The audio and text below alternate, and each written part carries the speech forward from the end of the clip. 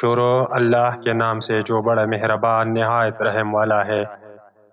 ان حضرت صلی اللہ علیہ وسلم نے فرمایا، تم میں سے کوئی شخص ایماندار نہ ہوگا جب تک کہ اپنے بھائی کے لیے وہ ہونا چاہے جو اپنے نفس کے لیے چاہتا ہے۔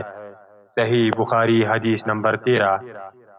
رسول کریم صلی اللہ علیہ وسلم نے فرمایا، قسم ہے اس ذات کی جس کے ہاتھ میں میری جان ہے، تم میں سے کوئی بھی ایماندار نہ ہوگا جب تک میں اس کے والد اور اولاد سے بھی زیادہ اس کا محبوب نہ بن جاؤں۔ صحیح بخاری حدیث نمبر 14۔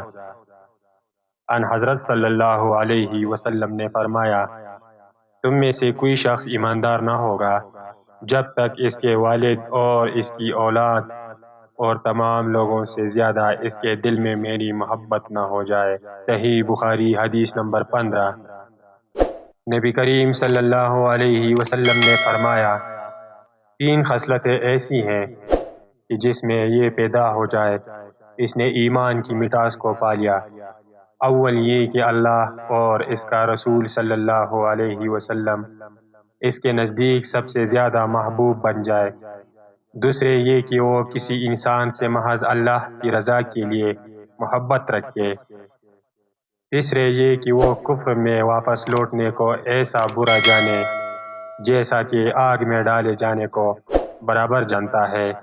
صحیح بخاری حدیث نمبر 16۔